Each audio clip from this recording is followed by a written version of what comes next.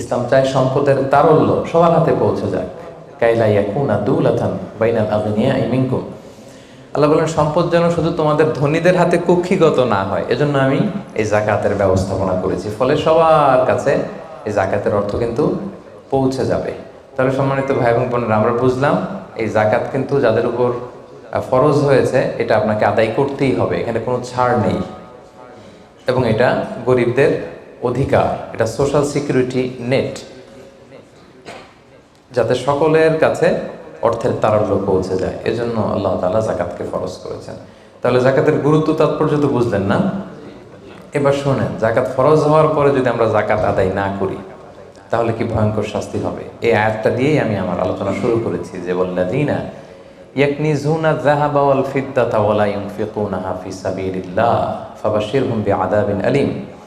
হে নবী, যারা gold, silver, স্বর্ণ, রূপা জমা করে রাখে, আল্লাহর রাস্তায় দান করে না, তাকে আপনি কঠিন আযাবের সুসংবাদ দিন। আচ্ছা বলেন তো, আযাবের কি সুসংবাদ হয় না দুঃসংবাদ হয়? তারপরও আল্লাহ বললেন কঠিন আযাবের সুসংবাদ দিন। তার মানে বোঝা গেল আযাবটা যে খুব ভয়ঙ্কর হবে, আযাবের তীব্রতা বোঝানোর জন্য আল্লাহ এই এক্সপ্রেশন ব্যবহার করেছেন। ছেলে কথা শোনে না, তখন মা বলে দুষ্টামি করতেছো, বাবা আসলে এমন মাইট দিবে মজা টের পাবে। আচ্ছা বলো তো, মাইট দিলে কি মজা লাগে? মা তো বলতেছে মজা টের পাবি। তোর বাবা এসে এমন মাইট দিবে মজা টের পাবি। মজা লাগে মাইট দিলে? তো মজার কথা বললেন কেন মা? মাইটটা খুব কড়া হবে, মানে চরম পিট্টি দিবে তোমার বাবা, তোমারে আসুক তোমার বাবা। তো এই শাস্তির তীব্রতা বোঝানোর জন্য বললেন যে মজা। তো আল্লাহ বলতেছেন ওদেরকে কঠিন শাস্তির সুসংবাদ দেন, দুঃসংবাদ বলে নেই। আল্লাহ টিপ্পনি কেটে বলেন যে সুসংবাদ দেন। ইয়াউমা ইউহমা আলাইহা ফি নারি জাহান্নাম।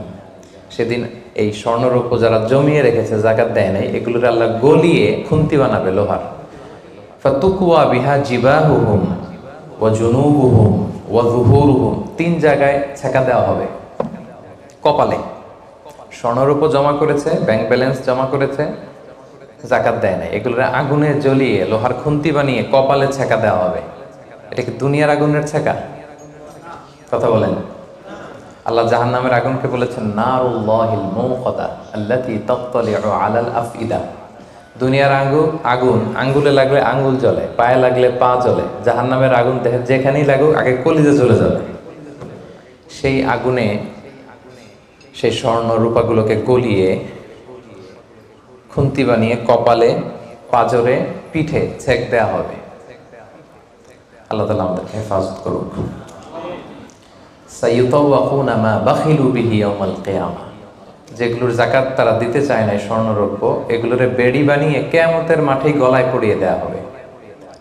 অন্যান্য সব পাপের শাস্তি জাহান্নামে গেলে আগে বিচার, তারপরই না শাস্তি, কি বলেন? এক্সেপ্ট জাকাত। জাকাত যারা দেয় নাই এদের শাস্তি কিয়ামতের ময়দান থেকেই শুরু। অন্যান্য সব শাস্তি জাহান্নামে ঢুকলে, আর জাকাতের শাস্তি সাইয়ুতাওয়াকুনা মা বাখিলু বিহি ইয়াউমাল কিয়ামা, কিয়ামতের মাঠেই গলায় বেড়ি পরানো হবে। বুঝে শুনে সবাই উত্তর দিবেন। আচ্ছা, যেই লোকটাকে কিয়ামতের ময়দানে লক্ষ কোটি মানুষের সামনে লোহার বেড়ি পরিয়ে টানা হলো জাকাত না দেওয়ার কারণে, ও যদি নামাজি হয়ে থাকে, ওর নামাজ কি কাজে লাগলো ওই দিন? বলেন। উনি যদি রোজা রেখে থাকে, ওই দিন ওনার রোজাটা কি কাজে লাগলো? তাহাজ্জুদ পড়তে পড়তে কপালে যদি দাগ ফেলে দেয়, ওই দাগ ওনার কি কাজে লাগলো ওই দিন?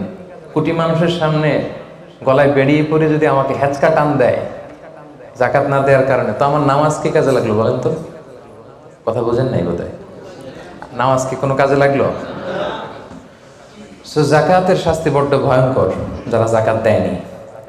হাদিসে আছে আতাহুল্লাহু মালান ওয়া লাম ইউআদ্দি যাকাত। আল্লাহ সম্পদ দিয়েছে কিন্তু তারা আল্লাহর রাস্তায় জাকাত দেয় নাই। এই সম্পদগুলোকে একটা সাপের রূপ দেওয়া হবে। সুজা আন আখরা, বুখারীর বর্ণনা। দ্য মোস্ট ভেনোমাস স্নেক, সুজা আন আকরা, টেকো সাপ। সাপের মাথায় পশম হয়, কিছু চুল, পশম। তো জাহান্নামের সেই সাপ এত বিষাক্ত, ভেনোমাস হবে, বিষের চোটে ওই সাপের মাথায় কোনো পশমও থাকবে না। ওই সাপ তাকে পেঁচিয়ে দেওয়া হবে। পেঁচাতে পেঁচাতে এই চোয়ালে এসে সাপটা শুধু ছোবল মারবে, আর কি বলবে জানেন? আনা মালুক আনা কানসুক, আমি তোমার সম্পদ। আমাকে ভোগ করার জন্য ব্যাংকে রেখে দিছিল না, ফিক্সড ডিপোজিট করে, জাকাত ক্যালকুলেশন করে দেওয়া নাই। আনা মালুক, আনা কানজুক, বলতেই থাকবে, এক একটা ছবল মারবে, আনা মালুক, আনা কানজুক, am your wealth, am your bank balance, আমি তোমার সম্পদ, আমি তোমার গহনা, আমি তোমার জুয়েলারি, আমি তোমার অর্নামেন্টস, আমি তোমার গচ্ছিত সম্পদ। হিসাব করে তো দেও নাই, খাওয়ার জন্য রাখছিলা, আজকে খাও। আনা মালুক, আনা কানজুক। আমরা কি কিয়ামতের ময়দানে সেই কঠিন আযাব ভোগ করতে চাই? এই কঠিন শাস্তি ভোগ করার ক্ষমতা কি আমাদের আছে? ওয়াখুলিকাল ইনসানু দাঈফা, আল্লাহ মানুষকে দুর্বল করে বানিয়েছে। তো সম্মানিত সুধী, আল্লাহ তাআলা আমাদেরকে, যাদেরকে সম্পদশালী বানিয়েছেন, আমরা যেন হিসেব করে যাকাত দিয়ে দিই, একেবারে নিয়ম মাফিক। আজকে নিয়মটা শিখে যাব, নিয়ম মাফিক আমরা যাকাত দিব। এটা গরিবের হক, গরিবের হাতে বুঝিয়ে দেব। পারা যাবে তো ইনশাআল্লাহ? ইনশাআল্লাহ। 2 নম্বর পয়েন্টও কভার করলাম। 3 নম্বর পয়েন্ট হচ্ছে যাকাত আদায়ের খাত। সব খাতে যাকাত দেওয়া যায় না। যাকাতের টাকা দিয়ে মসজিদ বানানো যায় না। আজকে বুঝে যান, জেনে যান মাসালা। যাকাতের টাকা দিয়ে মাদ্রাসা বানানো যায় না। যাকাতের টাকা দিয়ে কালভার্ট, ব্রিজ বানানো যায় না, কারণ ব্রিজে তো ধনীরাও হাঁটবে। কি বলেন? তো ধনীরা কি যাকাতের টাকা কনজিউম করার কোনো সুযোগ আছে? নাই।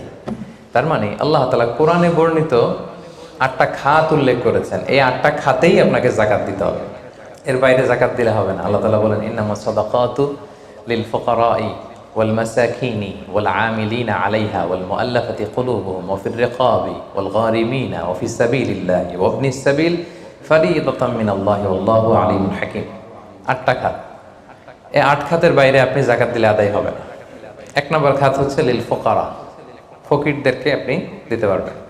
2 নম্বর খাত হচ্ছে ওয়াল মাসাকিনি, মিসকিনদেরকে দিতে পারবেন। এখন ফকিরকে, মিসকিনকে, ফকির হচ্ছে মানলাহু শাই, যার কিছু জিনিসপত্র আছে, কিছু টাকা আছে, কিছু সম্পদ আছে, কিন্তু ওয়ালা ইয়াকফি, এটা তার হয় না।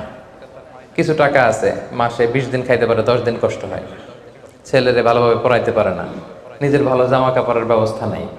তার মানে কিছু সম্পদ আছে, এতে তার কুলায় না, হয় না, একে বলে ফকির, একে আপনি দিতে পারবেন। আরেক শ্রেণী হচ্ছে মিসকিন। মিসকিন হচ্ছে মান লাইসা লাহু শাই, যার কিছুই নাই, একেবারে কিছুই নাই। রাস্তাঘাটে অনেক দেখবেন যে ভবঘুরে লুঙ্গি একটা পরে আছে, গায়ে কোনো জামা নেই, ওর কিছুই নাই, এ হচ্ছে মিসকিন। তো এদেরকে আপনি দিতে পারবেন। 1 নম্বরে ফকির, 2 নম্বরে মিসকিন। এই দুইটাই হচ্ছে বেসিকলি প্রাইমারি সোর্স। এরপর আল্লাহ তাআলা বলেছেন ওয়াল আমিলিনা আলাইহা, যাকাত ফাউন্ডেশনে যারা জব করে, যাকাত ম্যানেজমেন্টে যারা কাজ করে, এদের স্টাফদেরকে যাকাতের টাকা দিয়ে স্যালারি দেওয়া যাবে। যদিও এরা ধনী হোক, এরা তো আর যাকাত নিচ্ছে না, এরা এদের স্যালারি নিচ্ছে, এটা দেওয়া যাবে। 3টা গেল। ওয়াল মুআল্লাফাতি কুলুবুহুম, বিধর্মী, অন্য ধর্মের, বুদ্ধিস্ট, হিন্দু, আপনি চাইলেন যে এরা যাকাতের টাকা দিয়ে একটু হেল্প করলে হয়তো ইসলামের প্রতি আকৃষ্ট হবে, এরকম শর্তে আপনি এরকম মুআল্লাফাতি কুলুবুহুম, অন্য ধর্মের লোকদেরও যাকাত দিতে পারবেন। সাধারণত অন্য ধর্মের লোকদের দেওয়া যায় না, কিন্তু যদি ভাবেন যে দিলে ইসলামের যে যাকাত ব্যবস্থা, ইসলামের সৌন্দর্য, আমরা একটা হেল্পিং হ্যান্ড দেখলে সে আকৃষ্ট হবে, তাহলে দিতে পারবেন। ওয়াফির রিকাব, 4 নম্বরে হচ্ছে দাস মুক্তি। সম্মানিত ভাই বোন বোনেরা, দাস আজাদ করার ক্ষেত্রে আপনি যাকাতের টাকা দিতে পারবেন। তো এখন তো আর দাস নাই, এখন কি করতে পারবেন? এখন এই যে প্রিজনারদেরকে, কারাবন্দি আছে না অনেকে, উল্টাপাল্টা মামলা দিয়ে হামলা করে জেলে ঢুকায় রাখছে, তো এর এখন আইনজীবী চালানো লাগে, এর এদিকে টাকা লাগে, ওদিকে টাকা লাগে, বা তার মুক্তির জন্য টাকা লাগতেছে, বা কাউকে কিডন্যাপ করা হয়েছে, গুম করা হয়েছে, এই সমস্ত ইস্যুতে তাদের প্রাণ রক্ষার জন্য, কারামুক্তির জন্য আপনি যাকাতের টাকা দিয়ে হেল্প করতে পারবেন। 4টা গেল। ওয়াল গারিমিন, ঋণগ্রস্ত ব্যক্তি, ঋণের বোঝায় প্রতিদিন খালি ধরে পাওনাদাররা, তার মানে জীবন চালানো না বিশ্বাস হয়ে পড়তেছে, তাকে আপনি ঋণের বোঝা হালকা করার জন্য দিতে পারবেন। অফিস সাবিলিল্লাহ, 6 নম্বর হচ্ছে আল্লাহর রাস্তায় যারা আছে। এগুলোর প্রত্যেকটা আমি 1 ঘন্টা করে আলোচনা করতে পারবো। প্রত্যেকটা পয়েন্ট যদি ইন ডিটেল ফিকহি ইস্যুসগুলো নিয়ে কথা বলি, লম্বা চড়া আলোচনা হবে। আমি জাস্ট আপনাদের মাথায় একটু করে জাস্ট শোনাচ্ছি, তাহলে ওভারঅল একটা ধারণা আপনি পেয়ে যাবেন। অফিস সাবিলিল্লাহ, আল্লাহর রাস্তায় যারা আছে, এর দ্বারা উদ্দেশ্য হচ্ছে যারা আল্লাহর রাস্তায় জেহাদ করছে, ফিলিস্তিনে আমার ভাইরা জেহাদ করছে, কাশ্মীরে জেহাদ করছে, সশস্ত্র সংগ্রামে তাদের যে যুদ্ধাস্ত্র যা যা প্রয়োজন, এই ক্ষেত্রে আপনি দিতে পারবেন। আধুনিক সময় অনেক স্কলাররা বলে যে এই যে এতিমখানাতে অনেক ছেলে আছে অনাথ, এতিম, তারপর টাকা পয়সা নাই, তারাও তো তাদের লাইফটা ইসলামের জ্ঞান আহরণের জন্যই ডেডিকেট করেছে, তারাও ফিসাবিলিল্লাহ, ওখানেও দিতে পারবে। সর্বশেষ হচ্ছে অফিসাবিলিল্লাহি ওয়াবনিস সাবিল, পথিক। পথিক যদি নিঃস্ব হয়ে যায় তাকে আপনি জাকাতের টাকা দিয়ে হেল্প করতে পারবেন। ধরেন একজন পথিক, বাড়ি হচ্ছে কেলান্তান, এখন কেলে আইসা মলম পাটির খপ্পরে পড়া সব শেষ, কিছুই নাই আর, তার সব নিয়ে গেছে। তো এখন সে ওইদিকে কেলান্তানে অনেক ধনী, কিন্তু এইখানে টাকা পয়সা নাই। এখন এই যে তার টাকা নাই, তাকে পৌঁছতে হবে, তা খাইতে হবে, আপনি জাকাতের টাকা দিয়ে তাকে হেল্প করতে পারবেন। এখন অবশ্যই এটা খুব প্রযোজ্য না, কারণ ক্রেডিট কার্ড থাকে বাংলাদেশে, ধরেন বিকাশ সের সিস্টেম আছে, বা খুব সামহাও তার কারো নাম্বার মুখস্থ থাকলে ফোন করলে টাকার ব্যবস্থা হয়ে যাবে। কিন্তু শরীয়ত কিন্তু এটাও রেখেছে, পথিক মুসাফিরকে আপনি হেল্প করতে পারবেন। তাহলে এই 8টা খাত ছাড়া কিন্তু সম্মানিত ভাই বোন বোনেরা, আপনি অন্য খাতে জাকাত দিলে জাকাত আদায় হবে, মন মতো দিলে হবে না। কিন্তু 4 নম্বরে আমরা জানবো কাদেরকে জাকাত দেওয়া যাবে না। এতক্ষণ তো জানলাম কোথায় কোথায় দেওয়া যাবে, এবার শুনবো কাদের দেওয়া যাবে না। 1 নম্বর, হাশিমি খানদানের কাউকে দেওয়া যাবে না। বানু হাশিম মানে রাসূলুল্লাহ সাল্লাল্লাহু আলাইহি ওয়াসাল্লামের বংশধর। আমাদের একটা বংশ আছে না, কেউ মুন্সি বংশ, কেউ চৌধুরী বংশ, কেউ ওই বংশ। রাসূল সাল্লাল্লাহু আলাইহি ওয়াসাল্লামের বংশের নাম কি? হ্যাঁ, কুরাইশের হাশিমি খানদানের বংশ ওনার, বানু হাশিম। ওনারা কুরাইশ হচ্ছে অনেক বড় একটা গ্রুপ, এটার মধ্যে বানু জাহারা আছে, বানু হাশিম আছে। তো এখানে রাসূল সাল্লাল্লাহু আলাইহি ওয়াসাল্লাম হচ্ছেন বনু হাশিম। বনু হাশিমের লিনিয়েজে যারা আসবে, আপনি যদি জানতে পারেন তিনি বনু হাশিম, আপনি জাকাত দিতে পারবেন না, ওনারা জাকাত খেতে পারবে না। তাদের মধ্যে এখন যদি কেউ গরিব থাকে, আপনি অন্য ফান্ড থেকে দিবেন, এমনি চ্যারিটি করবেন, কিন্তু জাকাতের টাকা আমাদেরকে দেওয়া যাবে না, যেহেতু নবীর বংশের সম্মানিত। জাকাতের খেজুর একবার মদিনায় স্তূপ করে রাখা। রাসূল সাল্লাল্লাহু আলাইহি ওয়াসাল্লামের ছোট নাতি হুসাইন রাদিয়াল্লাহু তাআলা আনহু, তখন তো ছোট পায়ে হাঁটতে হাঁটতে যে ওই জাকাতের একটা খেজুর নিয়ে খাওয়া শুরু করছে। বাচ্চা থাকতে তো সবাই আমরা এরকমই করতাম, খাবার পেলেই কি বিস্কিট দেখলে, চকলেট দেখলে, এটা কার, আমার না কার, এটা দেখার বিষয় না, আগে মুখে দাও। তো হুসাইন রাদিয়াল্লাহু তাআলা আনহু জাকাতের খেজুর তো উনি বোঝে নাই, উনি হাঁটতে হাঁটতে যে জাকাতের খেজুর খাওয়া শুরু করছে। রাসূল সাল্লাল্লাহু আলাইহি ওয়াসাল্লাম দূর থেকে দেখে উনি দৌড়ে গেলেন, যে বললেন কিহ কিহ, হাদিসে আছে শব্দটা, আরবিতে বলে কিহ কিহ, মানে আমরা বাংলায় কি বলি, ওয়াক থু, থু মেরে ফেলে দাও, থুতু ফেলো যেটা বলি। রাসূল ইসলাম বললেন লা তা'লাম আন্না লা নাকুলু সাদাকা, নানা ভাই তুমি কি জানো না যে আমরা সাদাকার মাল খেতে পারি না? নাতিকে শিক্ষা দিচ্ছে, এডুকেট করছে যে হুসাইন তুমি কি জানো না যে আমরা সাদাকার মাল খেতে পারি না, আমরা তো বানু হাশিম। এবং রাসূল ইসলাম জোর করে ওই খেজুরটা বের করে দিলেন মুখ থেকে। তাহলে বনু হাশিমের কাউকে দেওয়া যাবে না, অমুসলিম কাউকে জাকাত দেওয়া যাবে না, এক্সেপ্ট ওয়াল মুআল্লাফাতি কুলুবুহুম। যদি এই ইস্যু হয় যে এটা দিলে ইসলামের প্রতি তার একটা আকর্ষণ বাড়বে, এরকম হলে দিতে পারবেন, ইন জেনারেলি দেওয়া যাবে না। 3 নম্বর হচ্ছে ধনী কাউকে জাকাত দেওয়া যাবে না, যার টাকা আছে এরা জাকাত দেওয়া যাবে, পয়সাওয়ালা কাউকে না। তবে এখানে এক্সেপশন হচ্ছে ওই যে ওয়াল আমিলিনা আলাইহা, জাকাত সেন্টারে যদি জব করে স্যালারি দেওয়া যাবে। পথিক হয়ে যদি নিঃস্ব হয়ে যায়, আসলে ধনী, তো রাস্তায় টাকা পয়সা হারাই ফেলছে, তাকে দেওয়া যাবে। আল্লাহ রাস্তায় জেহাদ করতেছে, ধনী, কিন্তু জেহাদের সামগ্রীর মধ্যে যদি জাকাতের সম্পদের কিছু থাকে, ওটা উনি ইউজ করতে পারবে। 4 নাম্বার, ঔরসজাত সম্পর্কের কাউরে জাকাত দেওয়া যায় না। হ্যাঁ, আপনার বাবা, আপনার মা, আপনার নানা নানি, দাদা দাদি, যত উপরে যাক, এদেরকে আপনি জাকাত দিতে পারবেন না। আপনার নিচের যারা, আপনার ছেলে মেয়ে, আপনার নাতি নাতনি, এদের ছেলে মেয়ে ছেলে মেয়ে ছেলে মেয়ে যত যাবে, যত নিচে যাক, জাকাত দিতে পারবেন না। গেল। 5 নাম্বার হচ্ছে স্বামী তার স্ত্রীকে জাকাত দিতে পারবে না। কেন? কারণ স্ত্রীর ভরণ পোষণ দেয়া স্বামীর জন্য কি ফরজ বা ওয়াজিব। তা আপনার তো তার ভরণ পোষণ দিতে হবে, জাকাত দেবেন কিভাবে? স্ত্রী দিতে পারবে হাজবেন্ডকে। ইন এনি কেস, আসলে হাজবেন্ড ওয়াইফের মধ্যে জাকাত দেওয়ানোর সম্পর্ক নাকি? তো ভালোবাসার সম্পর্ক, স্বামী স্ত্রীর মধ্যে তো ভালোবাসার সম্পর্ক। তো ইন এনি কেস ইসলাম বলে যে প্রত্যেকে কিন্তু ইন্ডিভিজুয়াল। একটা জিনিস খেয়াল রাখবেন, আপনি আর ভাবির জাকাত কিন্তু একসাথে হবে না, বুঝতে পারছেন? ভাবির জাকাত ভাবি দিবে, আপনার জাকাত আপনি দিবেন।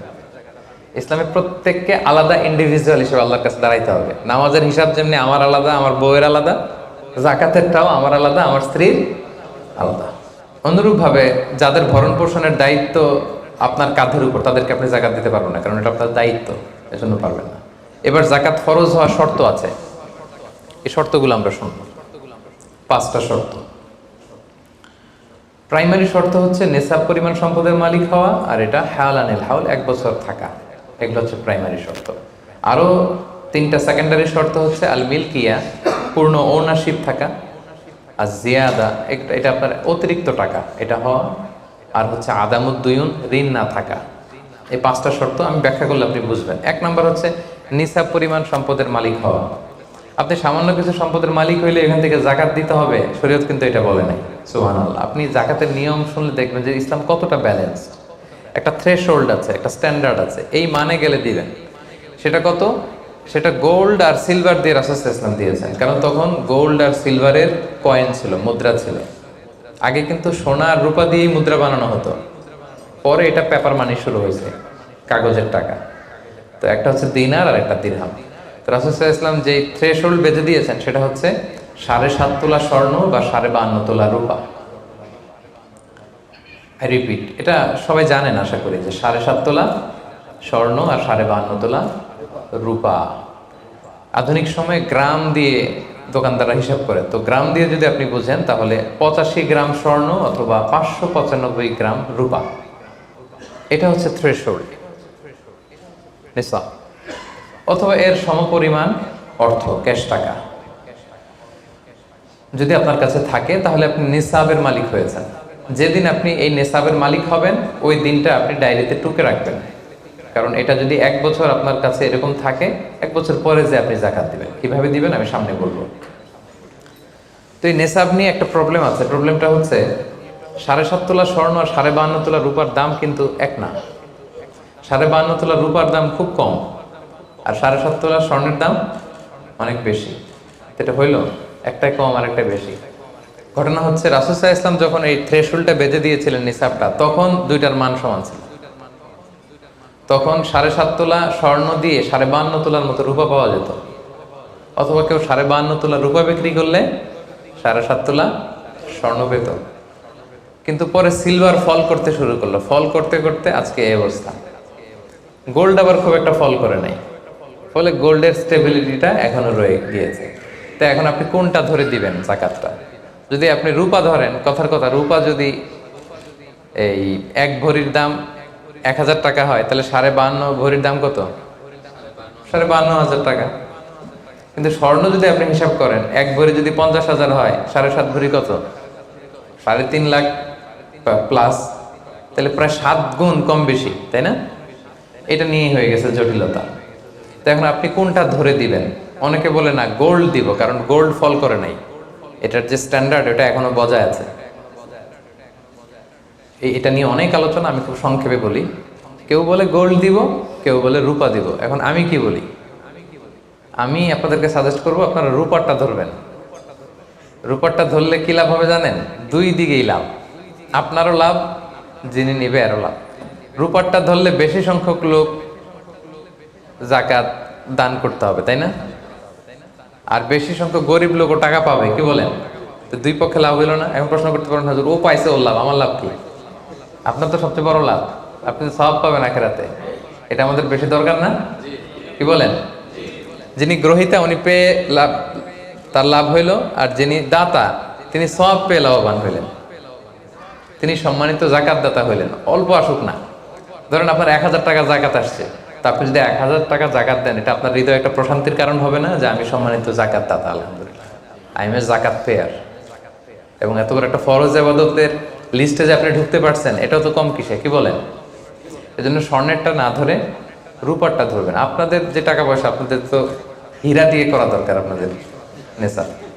এনিওয়ে, তো এজন্য আপনারা রূপারটা ধরবেন, তাহলে লোকজন উপকৃত হবে বেশি, সম্মানিত ভাই বোন বোনেরা। তাহলে 5টা শর্তের প্রথমটা তো বুঝে গেছেন, নেশাব, কি বলেন? নেশাব বুঝে গেছেন না? 2 নম্বর শর্ত হচ্ছে শুধু এই নেশাব পরিমাণ সম্পদের মালিক হইলেই হবে না ভাইরা, এটাকে হালানিল হাউল বলে, মানে 1 বছর আপনার কাছে থাকতে হবে। দেখেন ইসলাম কতটা ভারসাম্যপূর্ণ। কিছু টাকা আপনার কাছে থাকলে এই জাকাত দাও না, এটা 1 বছর থাকতে হবে। যদি দেখা যায় যে আপনার সব খরচ শেষে 1 বছর এই টাকাটা আপনার কাছে অলস পড়ে আছে, তাহলে বোঝা গেল যে আপনি সম্পদশালী এবং আপনার অর্থের একটা স্টেবিলিটি আছে, কি বলেন? তাহলে আপনি নেশাব পরিমাণ সম্পদের মালিক হলেন, এবং 1 বছর যদি থাকে 1 বছর শেষে আপনি জাকাত দিবেন। এই বছরটা কিন্তু সৌর বছর না, সোলার ইয়ারে হিসাব করলে হবে না, এটা লুনার ইয়ারে, চান্দ্র বছরে।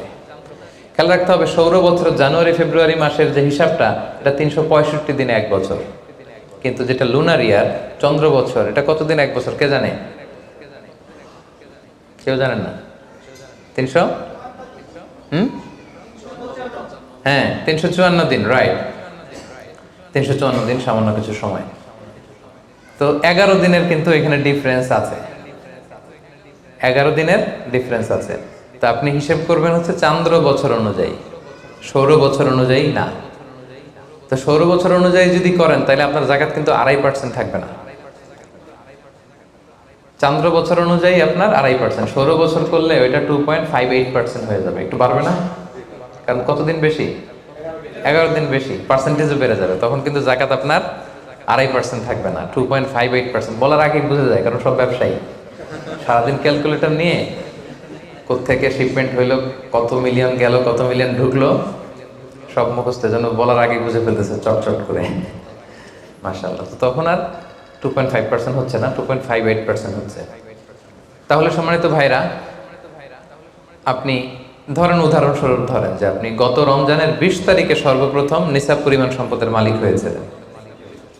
তো তারপরে আপনি খেয়াল করবেন যে দেখি সারা বছর এই পরিমাণ অতিরিক্ত অলস টাকা আমার কাছে পড়ে থাকে কিনা। থাকতে থাকতে থাকতে থাকতে এই রমজানের 20 পর্যন্ত দেখেন যায় টাকা ওইটা তো আছে, আরো হয়েছে টাকা। তো তার মানে আপনি এখন জাকাত দিবেন, যেহেতু নিসাবের মালিকও হয়েছেন, আবার পূর্ণ একটা চন্দ্র বছরও আপনার অতিক্রম করেছে, স্থায়ী হয়েছে, তখন আপনি জাকাত হিসাব করবেন। তাহলে 2টা শর্ত বুঝলেন না?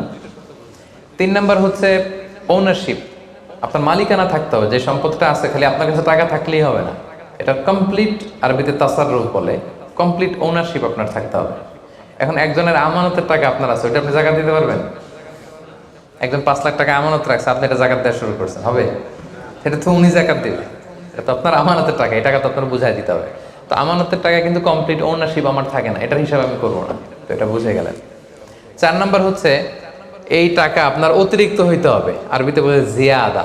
দেখেন ইসলাম কত সুন্দর, ইসলাম বলে আপনার নিজের পার্সোনাল এক্সপেন্সিস, আপনার লিভিং কস্ট, আপনার সব ধরনের অ্যাকোমোডেশন, আপনার ট্রান্সপোর্টেশন এক্সপেন্সিস, আপনার মেডিকেল এক্সপেন্সিস, আপনার বাচ্চার স্কুলিং, আপনার ইয়ারলি ট্রিপ যদি থাকে, এন্টারটেনমেন্ট, ধরেন বছরে আপনি একবার ফ্যামিলি আউটিং করেন, এই খরচটা, যত খরচ আপনার হতে পারে, এই সব খরচ শেষেও কিছু টাকা আপনার থেকে যায়, ইসলাম বলে ওইটার উপরে জাকাত দিবে। সুবহানাল্লাহ।